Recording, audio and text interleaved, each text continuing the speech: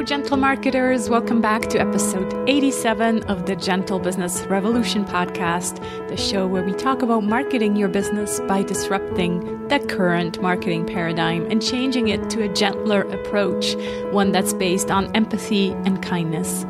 As always, I'm Sarah Croce. I'm the host on this show, and you know that you're in the right place if you are a heart-centered entrepreneur or change maker who is looking for a real better way to market your business. Or you might also be a marketing impact pioneer. So that's someone who's working in an organization who does business for good, and you're curious about better ways to connect with your customer. If you're a regular here, you know that I'm organizing the conversations around the 7 Ps of the Gentle Marketing Mandala. And if you're new here and don't know what I'm talking about, you can download your one-page marketing plan with the Gentle Marketing version of the 7 Ps of marketing at sarahsanacroce.com/one page, the number 1 and then page. It comes with 7 email prompts to really help you reflect on these different Ps that we talk about on this show. So today's conversation fits under the 6th P, the P that stands for promotion.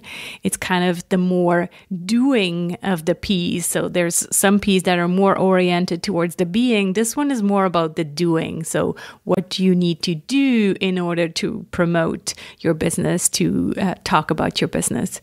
And today I'm talking to Christoph Trappe, a specialist in live streaming and authentic storytelling. Christoph helps companies share their unique stories more efficiently to reach prospects and retain existing customers. He has run content marketing campaigns across many industries, including healthcare, SaaS, and publishing. Today, he's a global top 14 content marketer and top 100 digital marketer.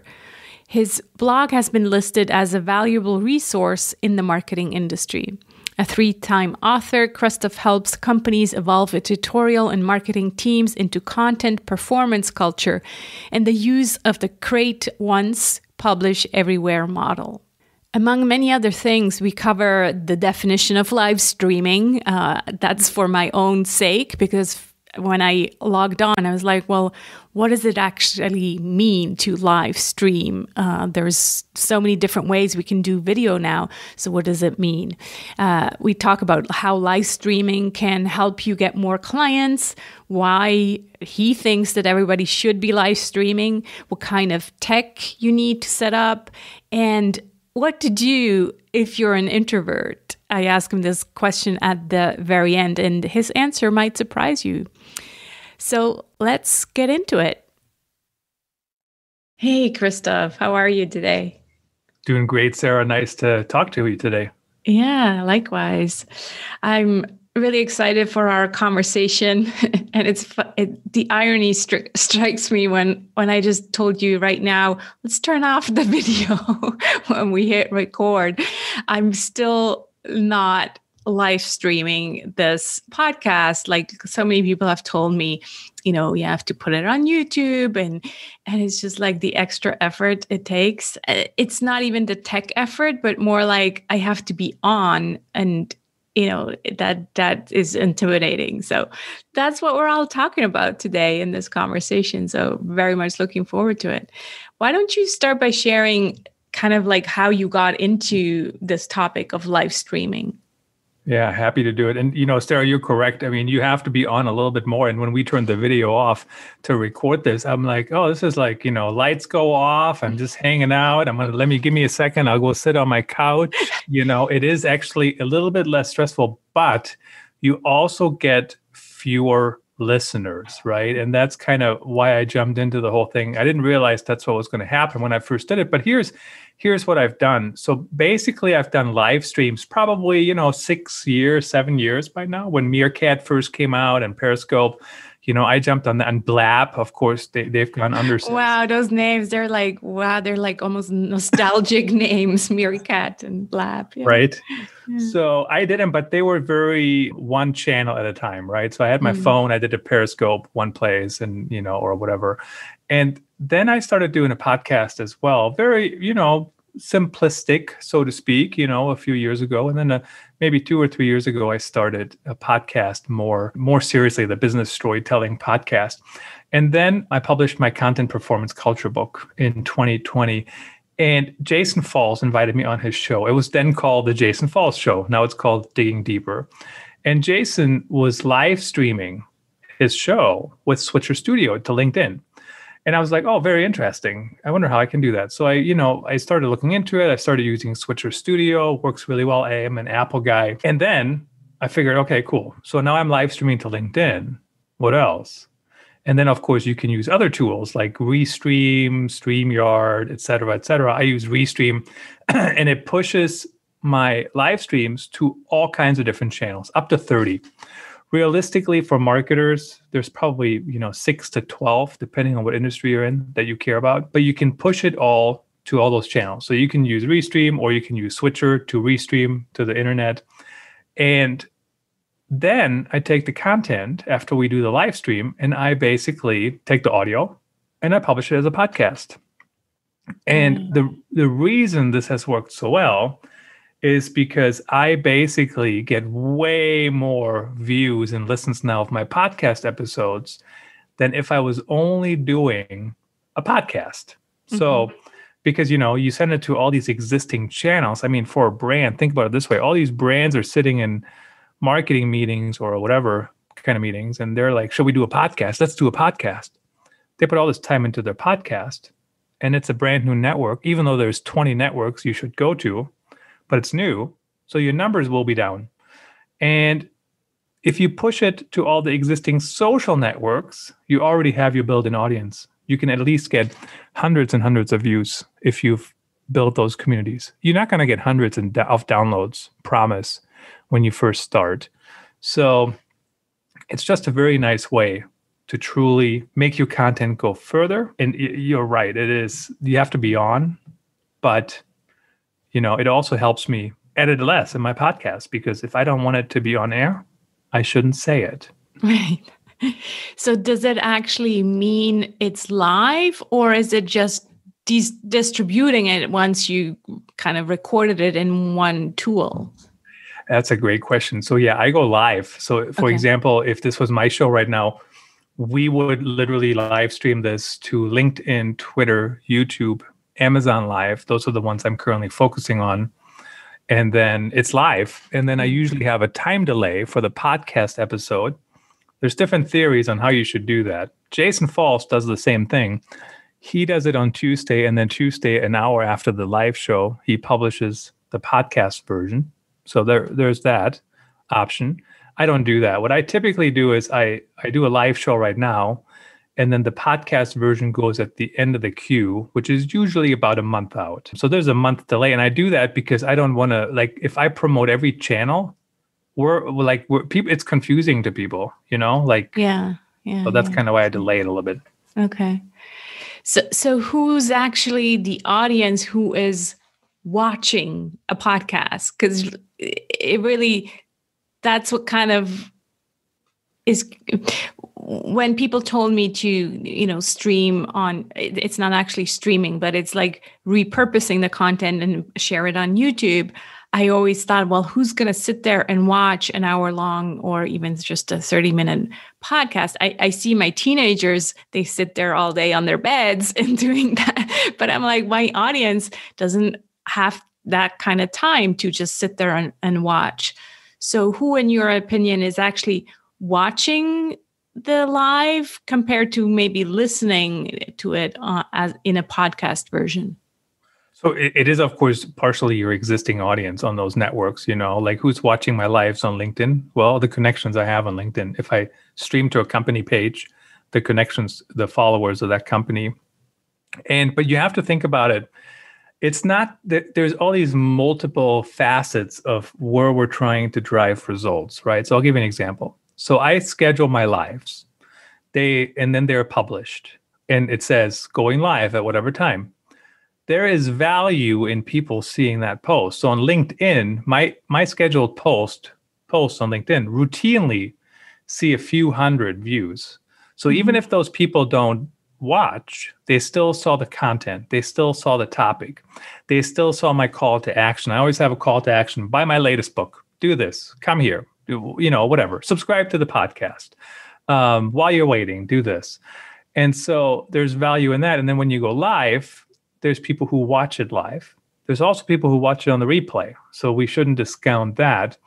And then there's some people who don't watch it at all, but it helps your brand because they see your brand, even though it's very quickly, right? They're just seeing the headline, but that's the world we're in. So it's not just, not just the people who consume the entirety of the content are important, but also the people that consume part of the content. It's always interesting. People ask me, do you want people to read this? I'm like, of course I do. But the reality is most people will skim it, right? So I'm writing for the skimmers. I'm writing for the readers. I'm writing for the search engine. I mean, talk about an audience, that you have to focus on. Same with the live streams. And then the value of what works for each network depends. So my numbers on YouTube are horrible. Like I just go there because I can do it. My numbers on Amazon Live are fantastic. My numbers on LinkedIn are okay. My numbers on Twitter are pretty decent, really good. So, I don't expect every network to perform as well as every other one. Right. It's more like, since you're only creating the content once, why not share it on these other platforms? Where usually I tell my gentle marketers, focus on 2 or 3 and do a really good job there, because often entrepreneurs are so overwhelmed with this idea of having to be everywhere. So you're not actually telling them or telling your clients you have to be everywhere. You're just saying create the content and then use tech to actually find or have more people find you, because you're sharing the content, not everywhere, but in more than one place. Exactly. And so when you take it to so on the live streaming side, right, you go to all these channels and there's no more effort involved for me to go live on 5 channels as there is to 1 channel. Exactly. And I mean, think about it, podcasting, all the shows go on Apple, Spotify, Google, blah, blah, blah. It's like 16 to 20 channels. And sending it to 20 channels, it's the same amount of work as it is to send them to 1 channel, Right. So you might as well send them everywhere. Right. Yeah. And usually your podcast hosting thing already offers you that. They don't, as far as I know, they don't offer the live streaming yet, right? I don't think so. And there's more and more podcast video providers that are kind of dabbling into the podcasting space now. But which is not a horrible idea, quite honestly. But I'm not aware where you can do everything in one place. The more companies will do it, there could be an opportunity there for a business. Right. But I'm not aware of anybody doing that. But the process, it's not that difficult, Sarah. Like, so for example, I just go live from my iPad. Basically, I use my webcam and my computer to have myself up. And then whatever the guest has. And then when we're done, I just push the file over to anchor.fm and then Anchor extracts the audio. So it's not like a horrible process already. I mean, so if somebody were to say, well, you can do everything in one place, could it make it easier? Maybe. It depends on the price tag. If they want $30,000 a year, I don't know if that's worth it. But so, yeah, it's getting easier and easier. That's what's so awesome about it.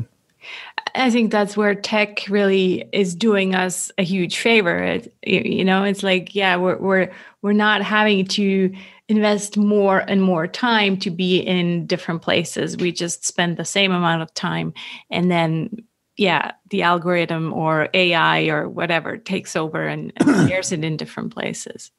Yeah, that makes so much sense. I'm curious, like, what would be your answer when I ask you how live streaming really does help you get more clients? You talked about the awareness of your brand, and that's for sure. How do you build in the client getting message? So it always depends, of course, what kind of clients you're looking for. But, so James Carberry and his company, they do podcast production for B2B companies. So they literally just invite prospects on their podcast, and that's how they partially get business. So, you can invite prospects on your show. I would caution you a little bit on that. Don't overdo it because at some point you want people to say something. So if they don't have a good story, could be, less than optimal for the audience. But if you sign a big client and you have 1 or 2 bad episodes, who cares? Like, 1 or 2 that didn't take off. So, but yeah, basically, you just have calls to action in there. You make it interesting. You let people know what it is that you do. I would do it in a fairly subtle way, but it's about how do you repurpose the content too. So for example, when I do a live stream, I do the live stream, I do the podcast, and then I a lot of times take the content and I write articles from it. So those articles help me with SEO, which also helps me with people finding the website, right? Or people finding the services. So you want to constantly repurpose and find ways to stay in front of people. Have some relevant calls to action here and there, but don't overdo it, But at the end of the day, it's a way to differentiate and a way to stand out. And Chris Salima actually just published an article the day we're recording this about how you have to differentiate or disappear. And that's one way to differentiate. So I'll give you an example. First of all, I think going live is an interesting topic that companies should consider, especially if they are doing a podcast.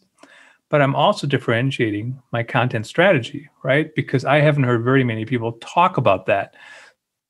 Use that same model and find ways to differentiate your company to stand out differently. And it's just another way to get in front of people. And, getting in front of people is harder and harder because people don't have time. People people are busy. People scroll through things. So it's an easy way to do that. Not, I shouldn't say easy, but, efficient. Mm-hmm.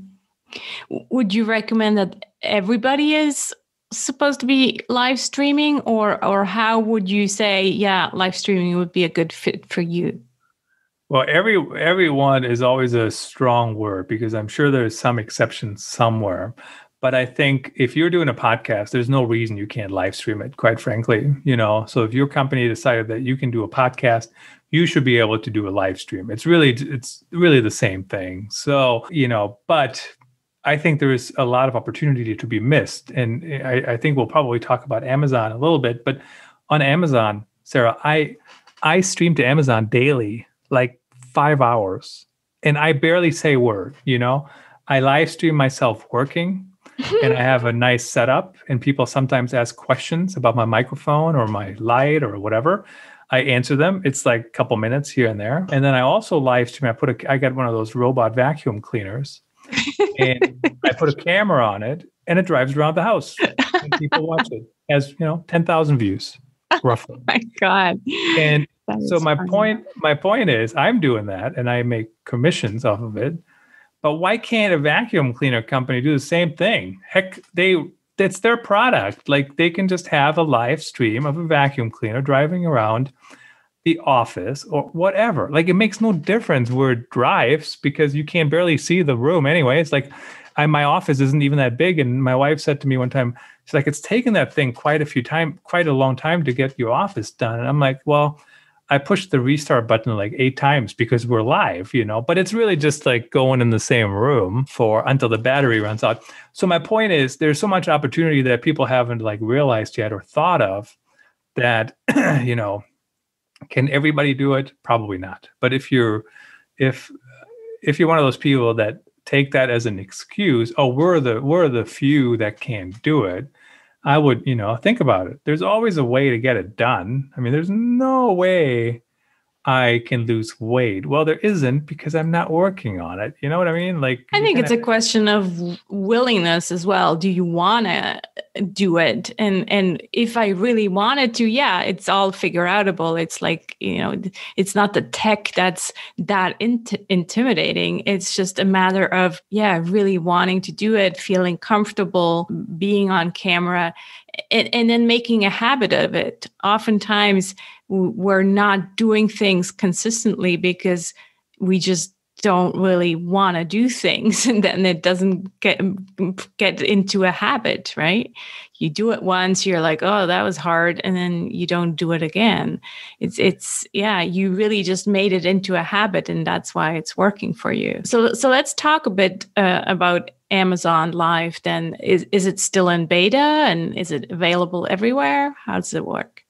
Yeah, so basically Amazon. Oh, one thing I want to respond to quickly. So yes, you have to get comfortable on camera, but I don't even think about it as being on camera. I just think of it as I'm having a conversation with you, And yes, I understand, especially for women, we like to get a little bit more dressed up probably when we go live. And I've had female guests tell me that. They said, "Oh, I really only got dressed up today for this," So I try not to cancel things. So there's that to an extent, but I just think of it as a conversation. So it's not, don't think of it like you're on TV. Don't think of it as everything has to be perfect. It doesn't, just have a conversation and, don't be a jerk. Be you, be real, be authentic. Yeah. And so Amazon Live, it's funny, I kind of stumbled across it, and actually I don't think it's in beta. I think anybody can apply, but there's some rules who can do it. And one way to get in is to be an influencer. And then they look at your other networks and see whether or not you have a good following. So people ask me, how did you apply? And I said, well, I don't know. I applied years ago when Amazon opened their influencer program, and I didn't do anything with it, but I was in, right? So then when they opened up Amazon Live, I was automatically in Amazon Live. So I didn't have to do anything else. Just whatever I did years ago, I was already in there. If you're an Amazon seller, you can also do it. It's a little bit of a different process. And I think those are the two main ways to get in there. And then you can live stream, highlight your products that you're trying to sell. So for example, I'm at about $250,000 of shipped revenue from my Amazon Lives. Of course, that's the shipped revenue, not what I see. But at the end of the day, all I do is if I have a guest on the show, I have like the stuff that you can see on screen in the carousel. So you can see my microphone, you can see my chair, you can see my iPad, my ring light, the computer, everything you can see in my book, you can buy. And then every time somebody clicks and buys and it ships, I make a little bit of commission. And, so sometimes people say, do you have to talk about the products? And I very rarely talk about the products that I'm showing. Usually it's me just talking like I'm talking into the mic right now, and then people go, oh, that mic sounds really good. And then they buy it. I didn't say a word other than what I'm talking about. Mm-hmm. And so other people, they're doing more of an infomercial. They talk about products. They review products. I also do that sometimes. Like I just installed a solar panel by the garage. So I live streamed that and people watched it. When I grill, or my wife, technically speaking, we live stream that and then people buy grills, and we're not really talking.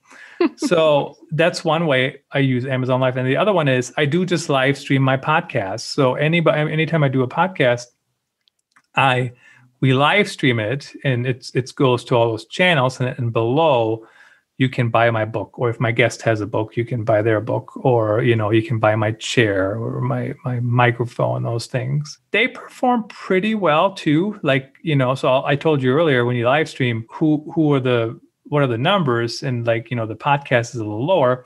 But I've had podcast episodes on Amazon Live that end up with like 27,000 views.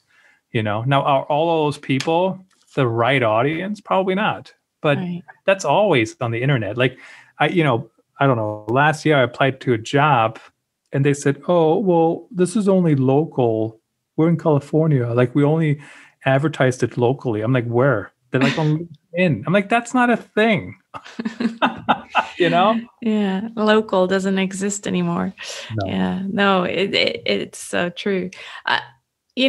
I have mixed feelings about this. I got to be honest with you. I could totally see the podcasting on Amazon. I would never, ever in my life, share a product you review or anything like that. That's just not my cup of tea. But hey, if it works for you, why not? I do feel like, a big part of my audience, they're actually really against Amazon.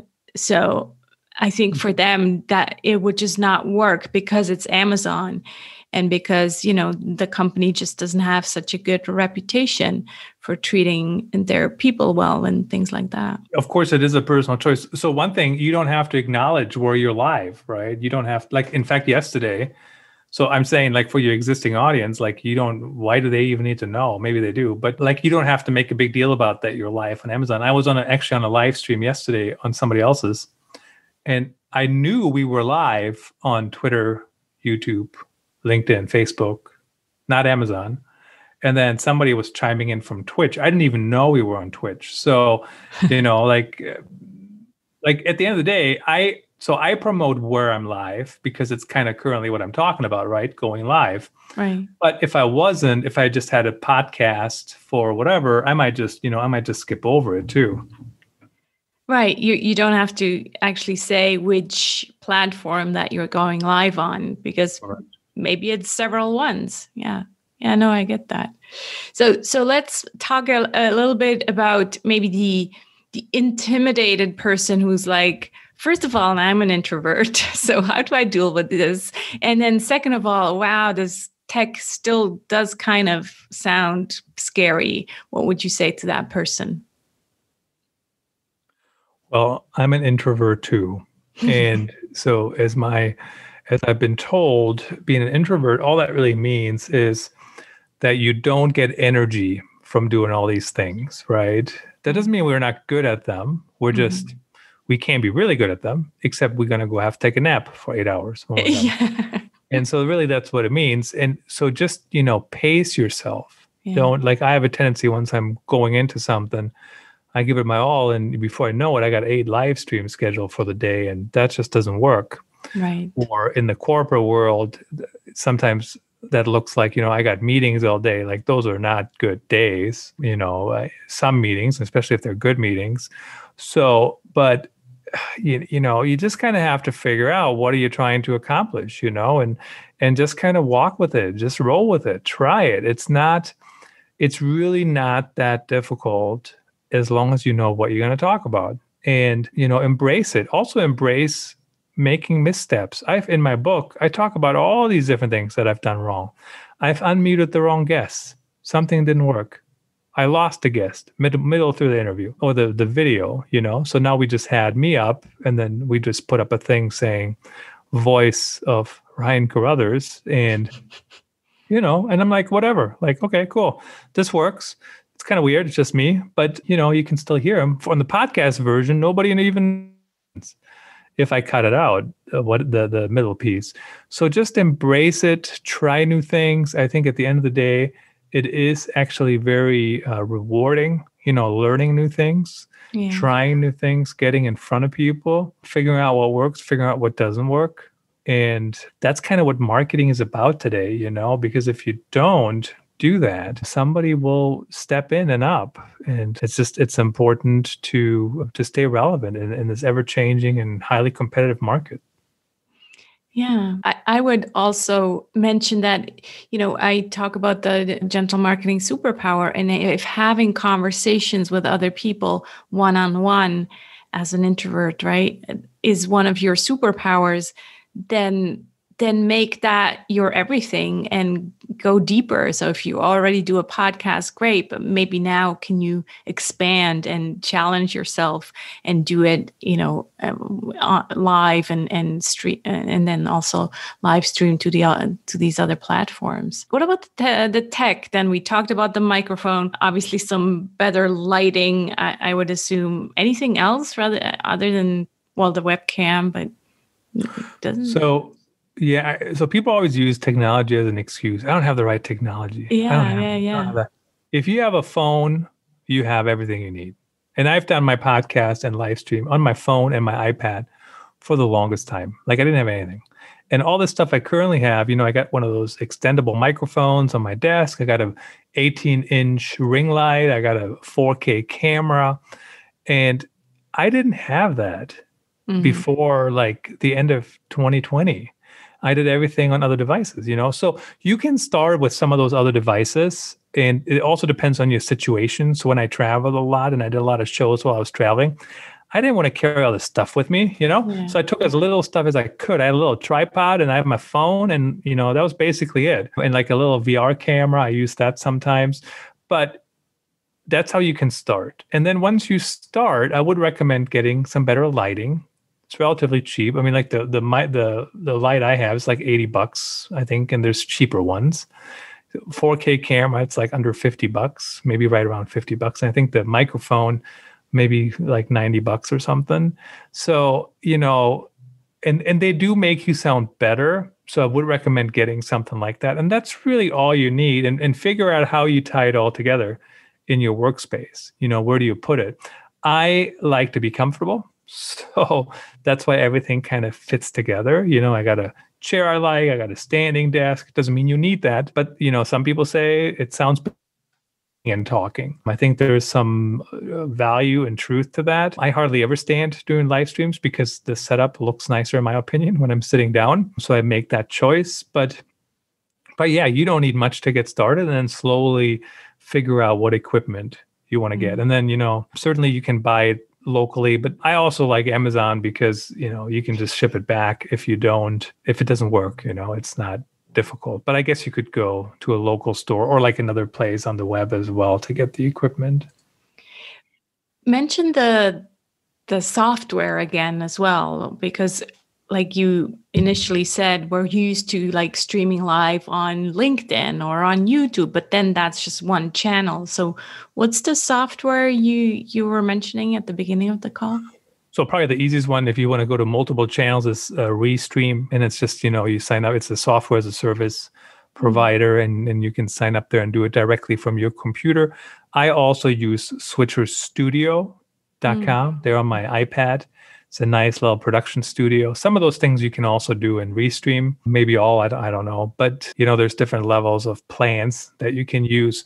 So super, and there's others. StreamYard is another one that does it on your computer. I think that's probably the one I run across the most when I'm a guest on somebody's show. And yeah, so there's plenty of options. And so then you invite the people into your StreamYard or into your Restream. You're not using Zoom at all, for example. Correct. Yep. You just sent them a link and then you go from there. I think you can probably use Zoom as well. I've seen people do that, but I don't know what the right level of account is. And then you, of course, still have to push it to somewhere like Restream to distribute to all the different channels. Right. Because on Zoom, you can only live stream on Facebook, I think. Or maybe YouTube as well. Not sure. Yeah, something like that. So you could start there and try that. Just make sure you're also recording. That's always important. Yes. It's a final tip at the end. Don't forget to record. Yeah. Well, this has been really great. Very, very good information. And who knows, maybe we'll be live streaming next time. But I really get your point of like, well, you're creating the content already, you're putting a lot of effort into the content creation. Why not, stream it live and stream it also to all these other channels? So thank you for that, Christoph. Why don't you share with people where they can find you and talk about your book that is coming out soon or already has? Yeah, the book has come out already. Thanks for asking, Sarah. Going live stream your podcast to reach more people. Over 200 pages. It does tell everything I know, all the mistakes I've made and how you can get around them. So it's, you can learn from what I've learned in the last year plus or whatever it's been. And it's available on Amazon, authenticstorytelling.net. It's available there as well. On my blog, there's a link. Actually, if you're in the United States, I'm happy to send a signed copy. You can order it there. It's just a little too pricey outside the US for anyone involved, but it should be available as a Kindle worldwide as well. Wonderful. Thank you. And did you mention you want to mention your own podcast as well? Oh, you bet. So the Business Storytelling Podcast publishes about once a week, sometimes more. And, we talk about all kinds of different things, anything that's of interest to, as I call them, business storytellers. So basically marketers, communicators, etc. Wonderful. I always ask one last question, and that is, what are you grateful for today or this week, Christoph? What am I grateful for? Well, I think in these times, certainly everybody is mostly healthy, and always grateful for that for sure. So hopefully that can continue. Yeah. Thank you so much for being here. It's been a pleasure. You bet. Thank you. You'll find the show notes of this episode with all the links that we mentioned at sarahsanacroce.com/GBR87. And you know, I always record the intro and the outro quite a few weeks after recording the interview. And by now, I have actually decided, okay, I will not live stream, but I will at least publish the videos of some of the conversations that we have here with my guests on YouTube. So stay tuned for some future video podcasts on my YouTube channel. So also please visit Christoph's website at authenticstorytelling.net for more info on him. He also has a podcast called Authentic Storytelling. And then, of course, check out his book at authenticstorytelling.net/going-live-book. If live streaming is scary for you right now, maybe my Gentle Confidence mini course will help. It's a 10-video mini course to give your confidence a little boost for free. You can find out more and enroll now at sarahsanacroce.com/gentle confidence, all in one word. Next week, I'm taking a little break, and then we're back in May for season 11. In the meantime, let's be the change we want to see in the world. Speak soon.